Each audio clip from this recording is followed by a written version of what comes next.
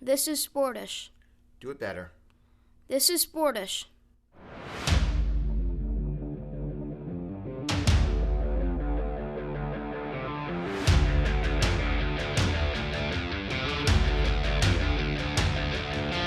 This is Sportish.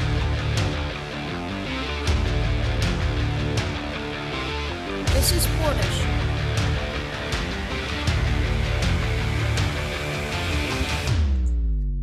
This is Sportish. This is Sportish. Welcome in, everyone, whether you're joining us on For the Fans, FTFX.com, YouTube, or wherever you get your podcast. We are happy you're here. My name's Geoff Brault. He's Dr. Keith Strudler, Director of the School of Communication and Media at Montclair State University. And Keith, we begin this episode with a very important PSA. Some information came across our transom this week that we felt as though we would be the perfect conduit to share with the type of person that we know is in our audience and the type of hobbies that they enjoy that could give them some trouble. So Keith Strudler, this is a completely true bit of information that what we're assuming is a very reliable source has passed on to the world. And now we in turn are passing on to you. Folks, listen close. I'm going to give you a second.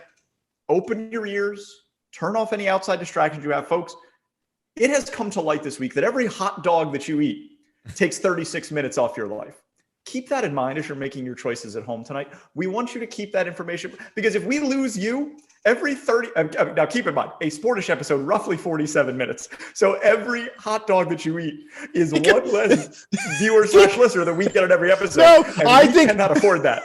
I think that because sometimes these things feel very ethereal, like they don't actually mean anything. It's very, when you do these PSAs, and I know people who work in health communication struggle with this, like how do you tell someone that if you don't stop smoking, you won't live until you're into your 90s, when by the way, you probably don't want to be around anyway. So I think of it this way. Every hot dog you eat is almost one less episode of Sportish you'll get to watch. Now, the problem here is many of our viewers, when we tell them for every hot dog they eat, it's one less episode, they may literally run right down to the hot dog stand to eat themselves into a Sportish-free afterlife. That could happen. Keith, what is your favorite food? Like if you had to pick, what was your favorite? I know it's a hard question to answer because it's hard to have one favorite food, but if you had to pick, what is one thing that if you couldn't eat it anymore, you feel would totally impact your life? Are we talking, do we want to include sweets? Are we going with like a kind of a more of a food, or do desserts count as part of that? Yeah, whatever you want to pick, whatever you think would be the thing that you couldn't eat anymore that would impact your life the most. What if I said something horrible? I mean, you're probably going to say something horrible. You're already a vegetarian, so all of the best foods are out. So you're probably going to say something silly like kale. Kale, I don't like. You know what? I'd probably go, and this is very boring, I'd probably go with pizza. Okay, so there's nothing wrong with that. What you say doesn't matter. So here's the follow-up question, the hypothetical, as we like to start our shows with. How many minutes would you be willing to take off your life for every slice of pizza? Oh, well, that's...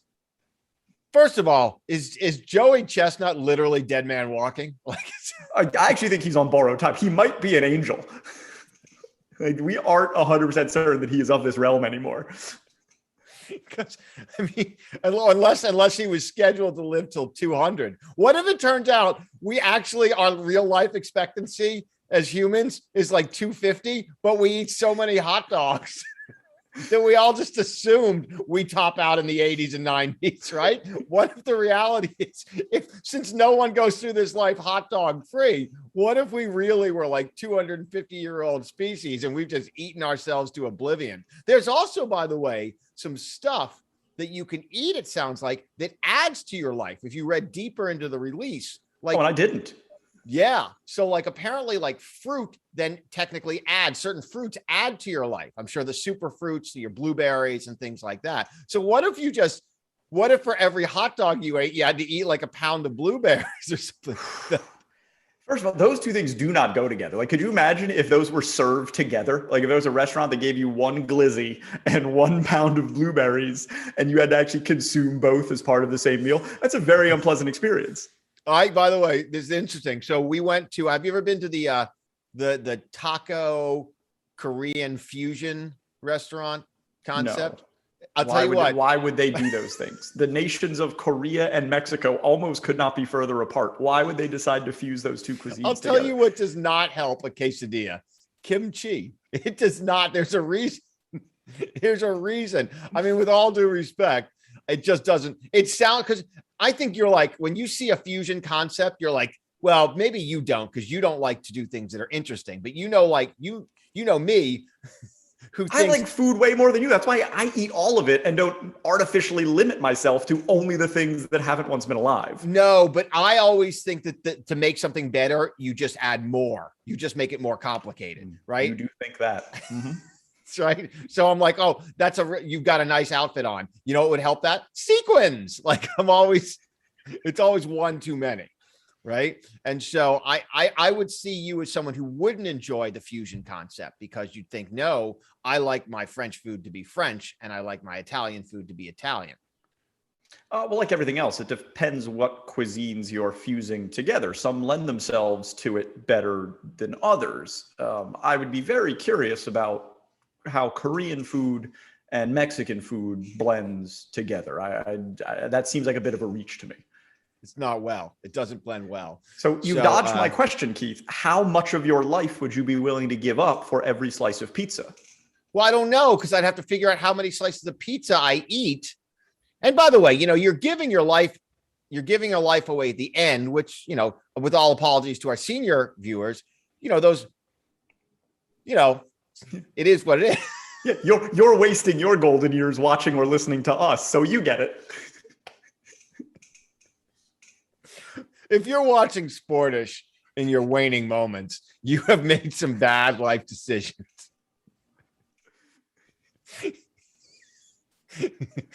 If the doctor is like, if the family is like, you're sitting, you've got hospice and you're sitting there and they're like, well,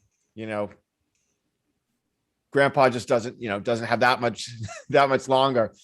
But I know what he'd really love is to be able to watch one. If he can just make it. I just hope he can make it to Thursday at noon. Now, look, Thursday at noon is when this show airs. How disappointing would that be? He's holding on. And it wasn't us. And then he's got pickleball. All right, here's the unit of time on the table, Keith. One slice of pizza, 2 days of your life. Are you eating that piece of pizza? No. Are you crazy? 2 days of my life? One slice of pizza? You wouldn't give up 2 days? And it's on the back end. It's on the back end, as discussed. But just one slice? Every slice, 2 days off your life. You wouldn't eat pizza ever again? That's crazy talk.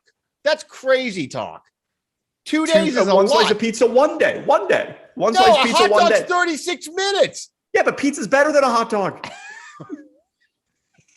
The hot dog. We've already dealt with, what's the meat association? What's that association, that trade organization that deals with meats? They would probably disagree. And I'll bet you they'd say the only kind of pizza you want to eat is a pizza with hot dogs on it, which, by the way, I've never seen. I've never seen a pizza that has hot dogs as the topping. Probably for a reason. One slice of pizza, 6 hours. You eating that slice of pizza? No, I'm not giving any of my life back for pizza. None. So 1 minute for every slice of pizza. Well, let's be clear. You would cut pizza out.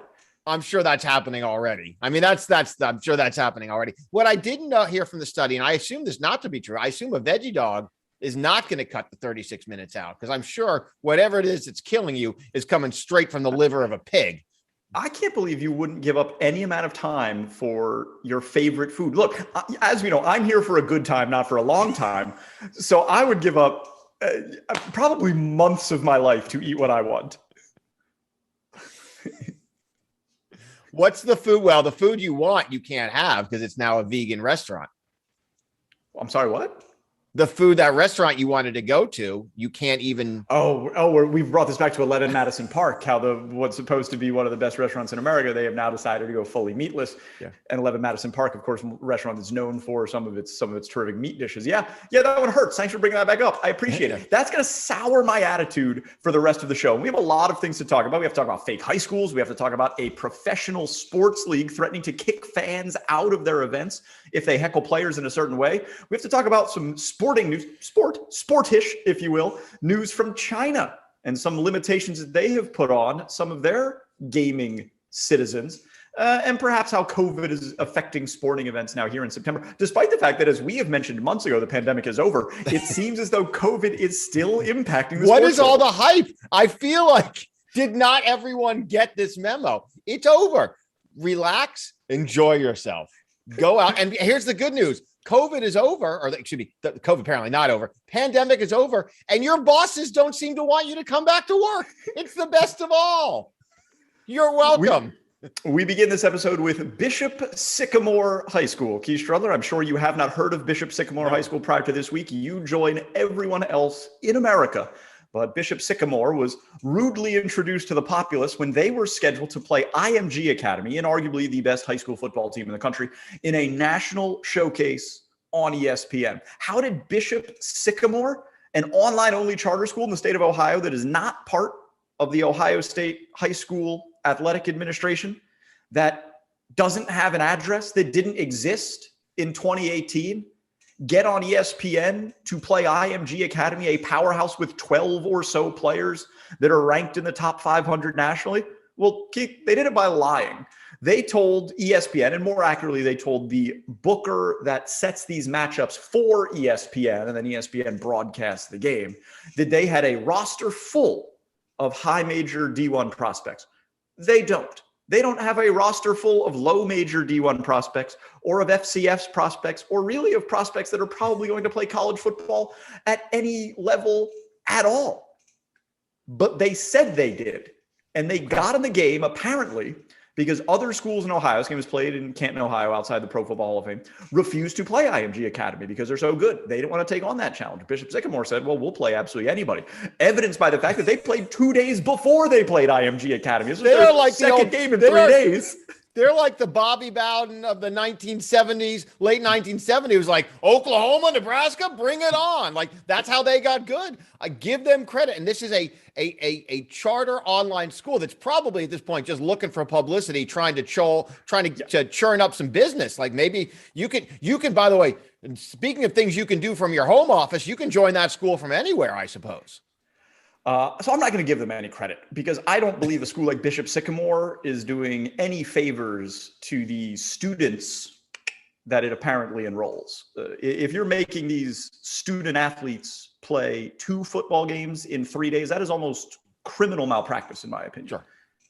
Sure. So there's a lot to unpack there, because obviously the elephant in the room is IMG. It's not so much Bishop Seymour Academy. It's IMG. Bishop Sycamore, which, by the way, there is no Bishop Sycamore. There was never a person named Bishop Sycamore. No? They have no affiliation with any church of any kind. They just decided to name themselves that because they felt that it sounds like a lot of other prestigious academies, like St. Thomas Aquinas, perhaps. It's like a movie. It's like a movie high school. Like, they have whenever they do like movie colleges, they always make up a school that sounds prestigious in some way, manner, or form. I believe it's like whatever school is on the chair right now. It's kind of a made up name to sound Ivy League-ish. So the real nexus of this problem is IMG Academy. So IMG Academy, for those that are not in the know, this was kind of the next step of parents and coaches and everyone trying to create a more direct pathway for elite high school athletes and their parents who have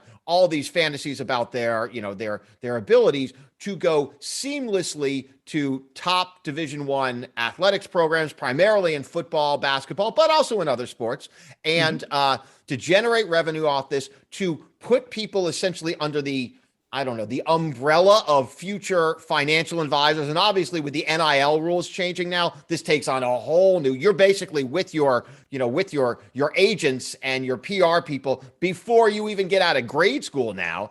And they basically recruit athletes from all over, feed right into these top colleges and universities, in some cases directly to the pros. And they put athletes almost in kind of a European style academy, right? But it in the kind of framework of, well, in America, you still have to go to high school, right? And so that's what they've done. The problem is, and look, you can have I guess you could say, hey, since we're not allowed to do it like the Europeans and it fits in the American framework, What's the big deal? The problem is no one wants to play that. So in Ohio, which is a state which used to be dominated by powerful publics, Massillon, right? Those were the schools that were dominant.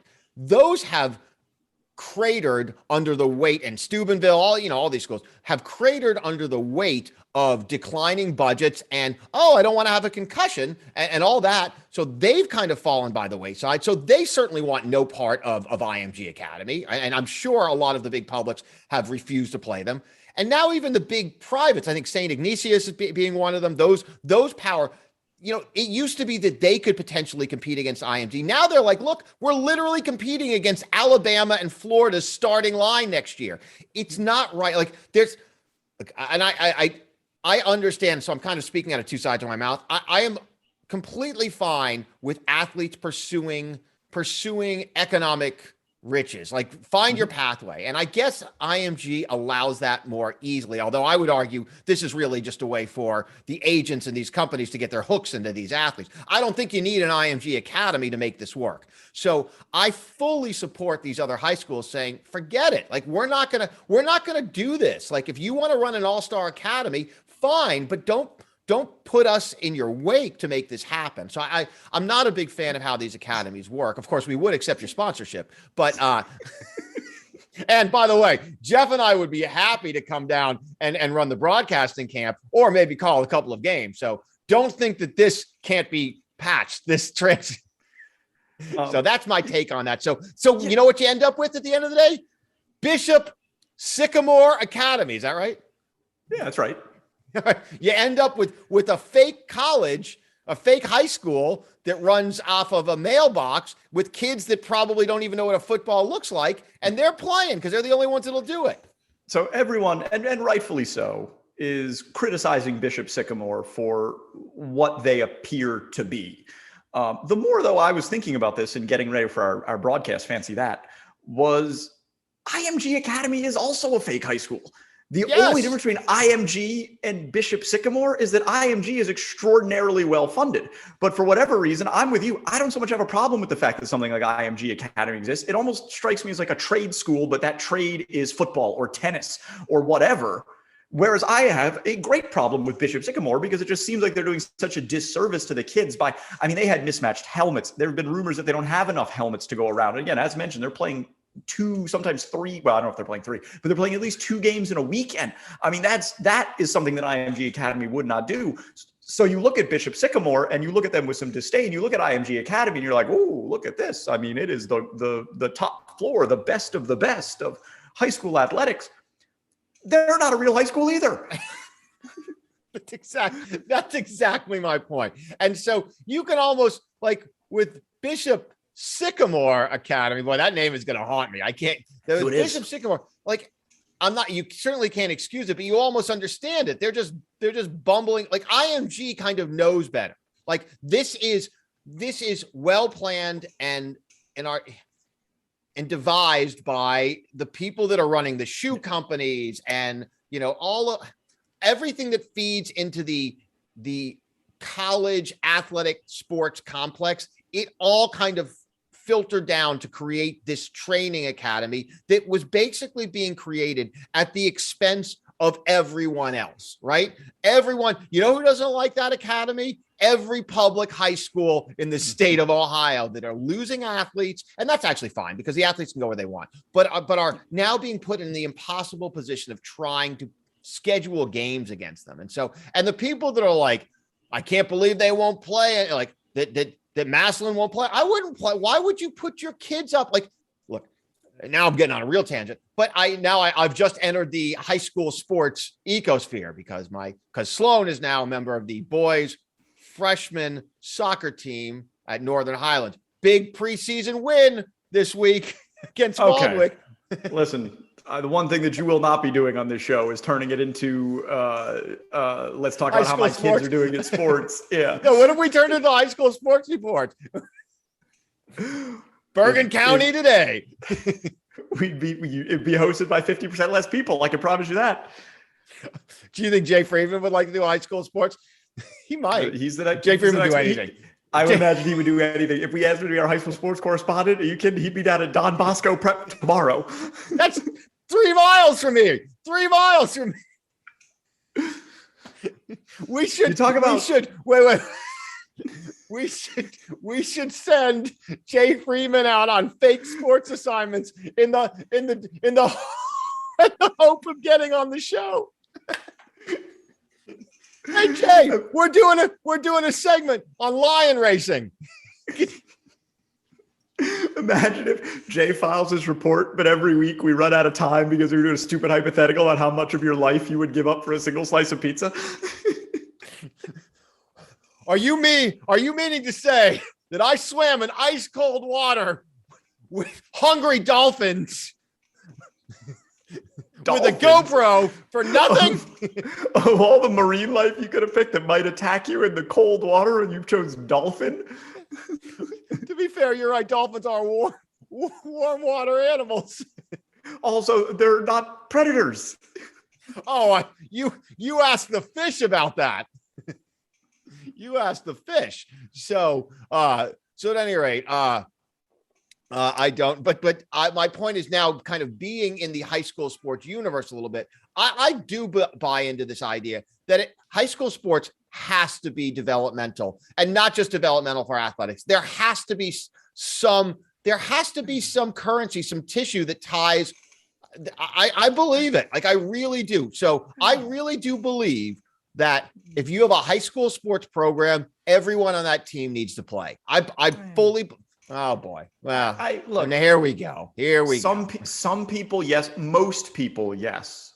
Not across the board. There are some high school athletes, like who populates the roster of somewhere like IMG Academy, whose best chance at whose highest ceiling in their professional career comes from sports, right? And I have no problem with them specializing in that and trying to maximize their earning potential. Yeah, I agree. in the vocation of sports.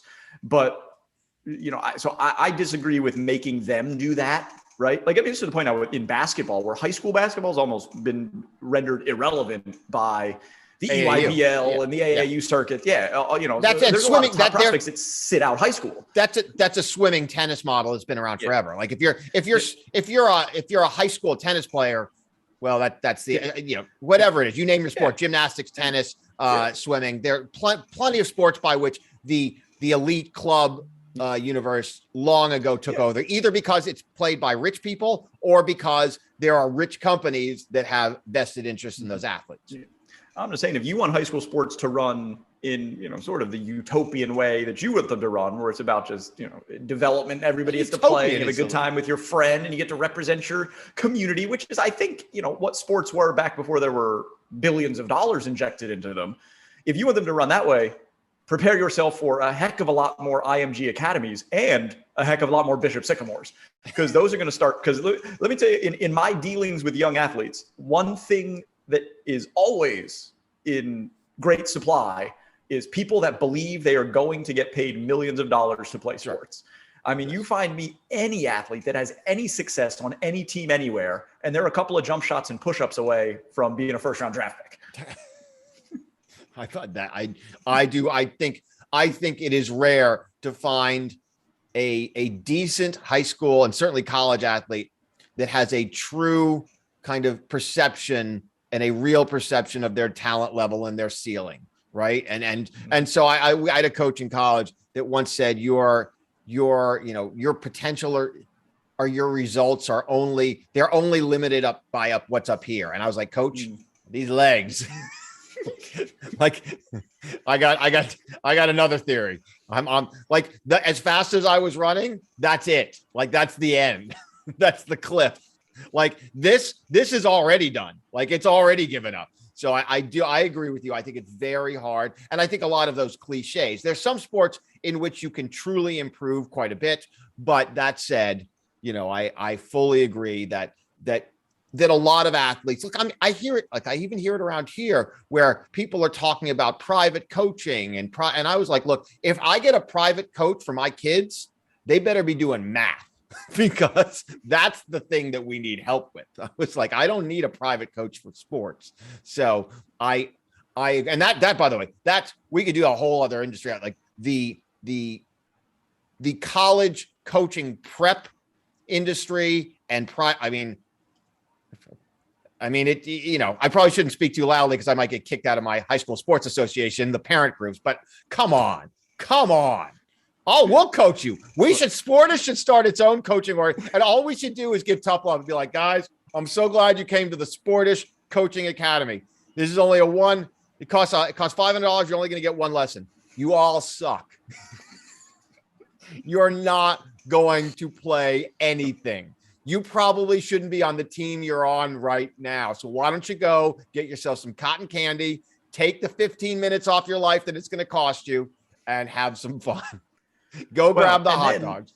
And then it's get that math tutoring, right? Because that is going to be key to the future success of our nation. Did you hear what China did this week? And now, yes, China has a certain type of government that allows them to do things like this. They have now limited online gaming to 3 hours per week on weekends for children under 18 in the nation of China. Not only did I read about it, I just wrote in a commentary about it that aired on WAMC. So go find that on your internet machine and find that and listen to my thoughts on that. Or counterpoint, watch another episode of Sportish archived at ftfnext.com or on the FTF YouTube page. Either are fine. It's a vanity play for me either way. So yes. So first off, when I read it, I was like, can I get China over to my house? Because then I could be like, boys, I'd love for you guys to be able to play more video games, but this China over here is telling me no. Like, so I'm kind of like, boy, we all need a China in our life to get kids off the video games. What was surprising to me was how stark the rule was. They went from, first of all, I didn't know there were any rules. There weren't any rules. So it used to be 90 minutes a day and then a few hours a day on weekends. They went full bore on this cut. They didn't cut it down 20%, or they basically gutted the fish, right? And so you're not playing. Now, what I find interesting about this, few things. There are a lot of other things at play. Part is China's kind of fight with the tech industry, A. B, and it should not be lost here, online gaming is less, and I actually use this line in my column, so I'm plagiarizing myself. It's a lot more like Facebook than football. While it is a sport in some ways, it is an online form of communication. That's what this is. It's interactive communication, right? Yes. And it in the form of gaming. Yes. China wants to restrict that.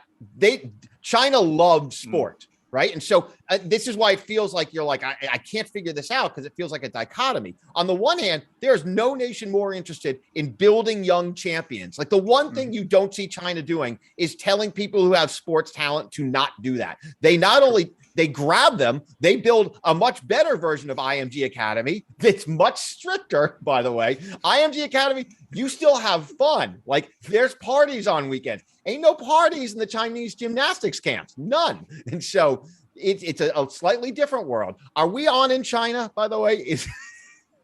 Or have we just been banned in China? I mean, well, one of my dreams is to have a ban in another nation. Like I would love to be banned. So I don't know. I hope we are, but I don't know. By the way, there's a limit to that, by the way. There's a limit to that. It seemed odd that they would want to restrict training talent, right? To get good at a sport.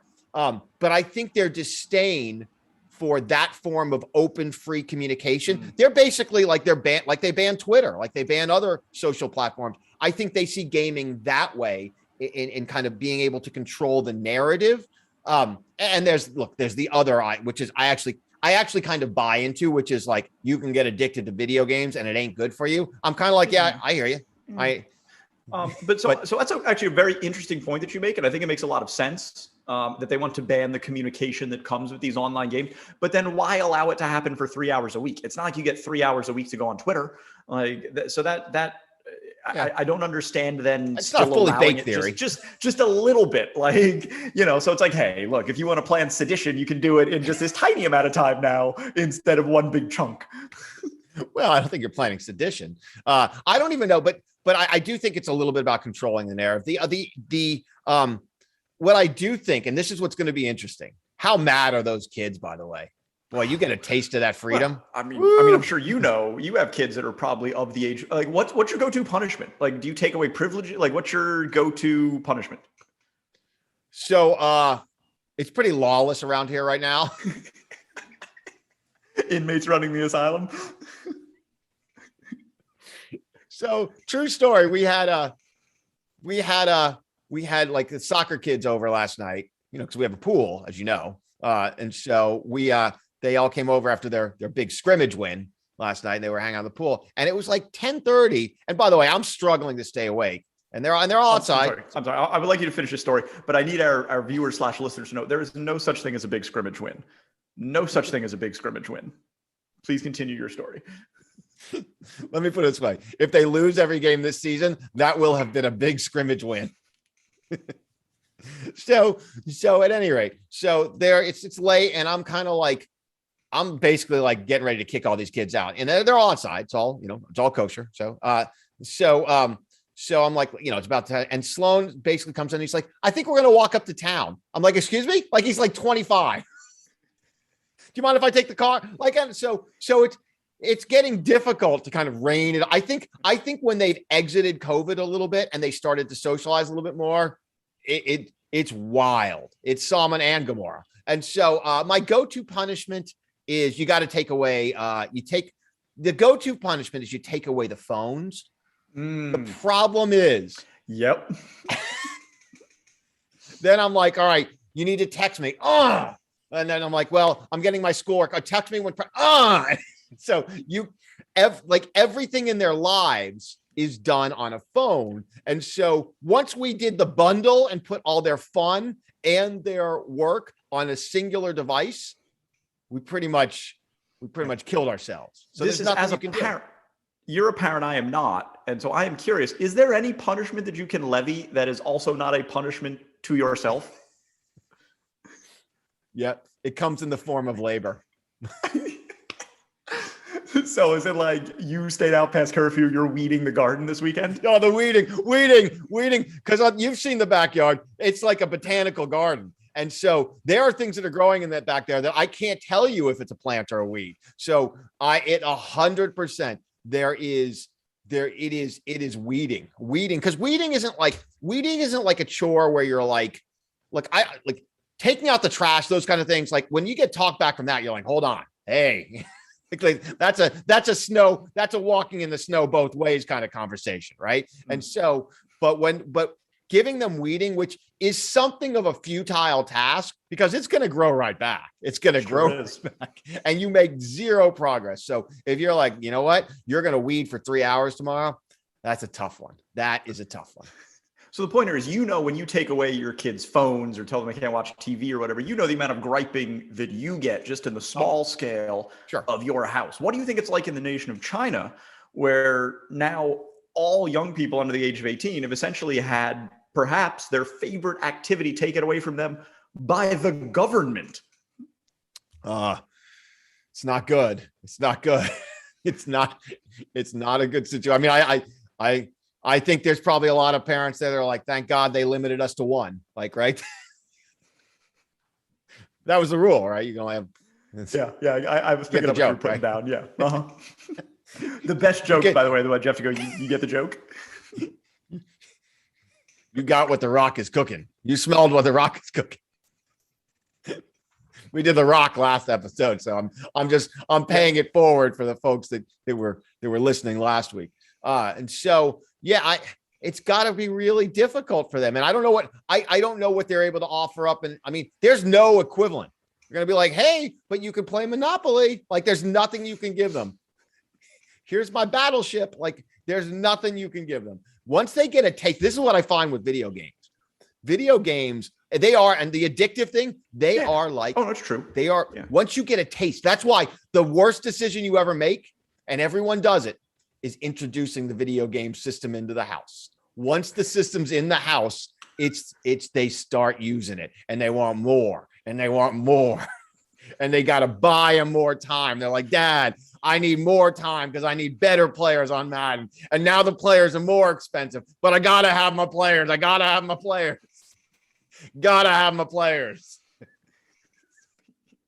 And now it's $40. You're buying teams and you can't stop. You can't get off. And what do you want to do? You want to stop cold turkey. You want to unplug the device, but then they go crazy. Speaking of temper tantrums, the PGA Tour Commissioner Jay Monahan has announced that he will eject fans from the upcoming Tour Championship and tournaments going forward if they refer to golfer Bryson DeChambeau as Brooksy. Now, this comes to light, Keith. I know you don't follow the daily happenings of the golf world the way I do, because another professional golfer, Brooks Koepka, who will be on the Ryder Cup team with Bryson DeChambeau, started a feud with Bryson when at Kiowa Island during the PGA Championship, Bryson DeChambeau was loudly walking with his metal spikes on a path behind Brooks Koepka, and he rolled his eyes, and then that went viral. It became a meme, and it was very clear that he was just unhappy with the sheer presence of Bryson DeChambeau, who was doing nothing to Brooks Koepka. But then that went viral, and so a lot of fans who I think identify more with Brooks Koepka, who's kind of got this everyman persona, versus Bryson DeChambeau, who's sort of known as the mad scientist, and I guess in fairness to fans, he does step in it a lot. Like, he says the wrong thing a lot, but I think he gets a bad rap and is by and large wants to be liked and does a lot of really good things. Is this golf? Anyway, is wrestling? What is this? Well, it's a little bit of both. But more people sided with Brooks Koepka, who's very good at turning something into a meme and who's very good at sort of fueling online fire and trolling a little bit, that now it has become a very common refrain for fans at PGA Tour tournaments to yell Brooksy as a heckle to Bryson DeChambeau. And it's gotten to the point now where it's both, it's happening so much that the tour felt that they needed to step in and say that they will eject players or eject patrons from a tournament if they're caught doing it. Now, that seems like a bridge too far to me, Keith Strudler. Like, there are certain things that you should not be able to yell at a sporting event and should be grounds for dismissal. I don't think this is it. Like, if you're going to be a professional athlete in the arena, you might, like, as you mentioned at a WWE event, there's faces and there's heels. And that's part of what makes sports so compelling. And this to me does not rise to the level of someone should be removed from the site of competition if this is the kind of thing that they choose to engage in. Absolutely not. So, by the way, I think we both watched the Doc Malice in the Palace, which was fantastic. Fantastic. And one of the odd kind of side takeaways from that was I forgot how much Reggie Miller embraced being a heel, like embraced it and made a career out of it. And honestly, like, you have to respect him. The fact that he could go into, he's not a big guy. He's not, skinny. He'd go into these hostile environments and he loved being hated. And that's what made him, and I think in some cases revered. Like, he was bigger even than his playing, style warranted, just because he embraced that. So I love athletes that completely are comfortable taking on that heel role. So that's A. B, at this Red Bulls game that we went to, I went to a Red Bulls game with the family last weekend. And at the game, there were some fans behind us who may or may not have been slightly intoxicated. Were yelling at the opponent's goalie the entire first half. And I guess his first name was Bob or Robert. And the whole first half, it was, "Hey, Bobby, you got your hands on your hips now. We know what that means." And just going on. And it was really pretty funny. Like, what was funny was their commitment to doing it the entire game. And we were pretty low down. So clearly this guy's hearing us, right? And he didn't react once. He didn't take the bait. I was hoping he'd smile a little bit. Like, just that, if I were down there, I'd be laughing a little bit. Part of the game is you can't react. You can't react. That's part of the game. So they're doing it. And they were literally like, "Don't worry, Bobby. We're going to go to the other side at halftime," which they did. And I got to figure, I bet you he secretly enjoys this. I got to believe especially because they won, right? They won 1-0. There's got to be not only kind of knowing that you kind of beat you won the game, but there has to be a little something that has to bring some joy that this means so much to them that I got under their skin. Like, that's a role I'm playing. Like, this is important. What I'm doing is important, right? People care. And that's part of the whole drill in being a professional athlete. So I don't understand people that wouldn't now there were a couple things. I do agree with you. I think, so they every now and then they throw in a curse word just for good measure. I actually don't think I think it's unacceptable. And I said, and everyone was kind of laughing. And I actually said to Andra, after I stopped complaining about the fact that I'd hurt my hand earlier in the day, which no one wanted to hear about, and I won't bore you with that story, although I did I before also the don't show. hear about it, and nor do our viewers and listeners. So yes, there's a long line of people that don't want to hear about that. So I said to her, I was like, look, I think these guys are funny. I think it's classless to throw in curse words, mainly not because I don't care, but nor do I think the players should care, because you're now enforcing your value system on everyone else. There happen to have been a ton of kids sitting there, and maybe adults that didn't want to hear. You don't have the right. I think you have the right to heckle, as long as it's funny and it's good. I don't think people should. I don't think you have the right to kind of instill your value system about what words are okay and not okay on everyone around you. And I actually think I almost leaned over and be like, hey guys, funny, but could you cut it? But then realize I got a bad hand, and who knows how this is going to go down. Yeah, that's why you wouldn't have won the fight. That's exactly right. It's because you had a bad hand. But I completely agree with you that there's certainly a line.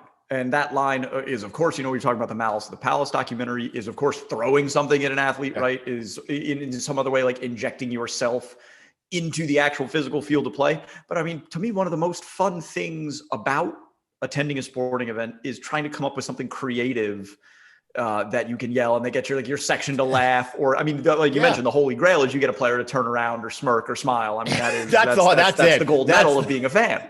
And I think that a lot of the reason why people continue to yell Brooksy at Bryson Dechambeau is because they believe it gets under his skin. Absolutely. And I think just the fact that the PGA Tour had to come out and say that they would kick you out if you continue to do it almost validates the fact that it's working. It's so bad. It's so bad. That's just like, I mean, it's kind of like when my kids are like fighting with each other. I'm like, Elliot, he keeps doing it, or slow down, because it's always the younger I'm like, he keeps doing it because he knows he's getting to you. Like that's the win. That's all you're going for. Yeah, it is. It does seem, I mean, look, it's another thing to not like about golf, and how golf kind of treats the fan experience, which let them, where's Happy Gilmore when you need them? Right. And so it does seem, now look, the same thing has happened recently at the US Open, where Novak Djokovic in his opening match, was not a fan favorite. I don't know if you aren't paying attention to the Open. If you are, Novak, who won his first round match in 4 sets, not in 3, was clearly not the favorite of the New York audience, despite the fact he was playing a qualifier. And I understand you always want an upset, but Novak that would never happen to Federer, because Federer had earned the adoration of the New York audience, who appreciate all that he's done for tennis. Novak has won so many. Novak is going to be the most storied winner of all time, and the fans do not like him. And it was interesting because Novak handled it with a lot of class. Like he didn't take the bait. He went and because they asked him about it in the press conference, he's like, look, I wish they would cheer for me, but I have to play my match. And so I don't know. I don't know. And I didn't see the opening round match against, I believe it was against an 18-year-old Danish qualifier. And I understand why fans would root for that, but sure. I have actually seen Novak Djokovic play 2 matches at a US Open, and people I thought were rooting for him. I think the last year, the last year hasn't worn well on him. Yeah. I think with what happened at the Open. Remember last year he had the ball in the throat incident. Yes. So, and I can understand that because he definitely has not covered himself in glory in a lot of his stances about the coronavirus and the pandemic and vaccinations. But I would think this year, especially with the Grand Slam on the line, you would think you should root. I've always believed that at a sporting event, you should root for history above all else, right? That's why I think you see like a pitcher throwing a perfect game in a visiting stadium. They'll root for that in the 9th inning. If it's 7-0, they're going to be like, you know what? At this point, I'd rather see the perfect game than the 8-run comeback, because there's been 25 or whatever perfect games in history. And I kind of feel like Novak should get that same treatment, because winning a calendar Grand Slam, unless your name is Serena Williams, is extraordinarily difficult to do. I think fans may have also been particularly salty after waiting 3 hours to get in, because they hadn't worked out the kinks with showing your vaccine card. And apparently, if you brought a bag to the US Open, you're better off just throwing it out in line and just because getting it in there, it's like Fort Knox. So I will say this for the US Open. I've always enjoyed my time at the US Open. It may be the most expensive sporting event to attend on the planet.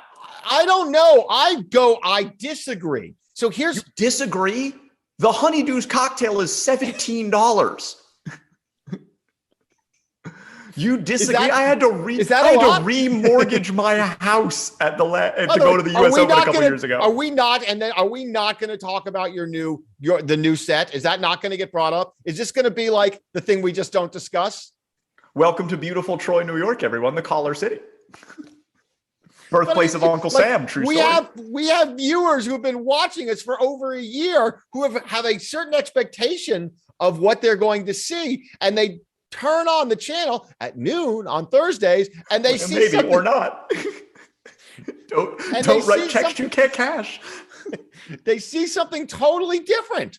You don't think that's disorienting? I think people were tired of two men speaking in front of shelves. So I have zigged where others zagged, and instead of building shelves, I've decided to use this beautiful picture window backdrop. Yep, absolutely. And so so this, of course, was filmed in the evening, and because it's dark or early in the morning. Either way. So to put a bow on the golf thing, yeah, I mean, I think it's stupid. I think they should let these guys yell, and it'll go away eventually. And he should embrace it. He should 100% embrace it, and that will make it. He should laugh. He should embrace it. He should laugh. He should make T-shirts. Like he should. I mean, he should embrace it, and it would go away.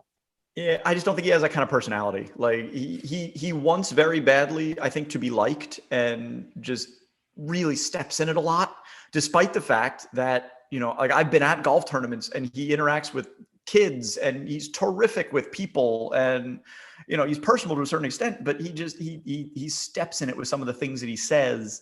Not that, some people just aren't naturally gracious and affable and likable.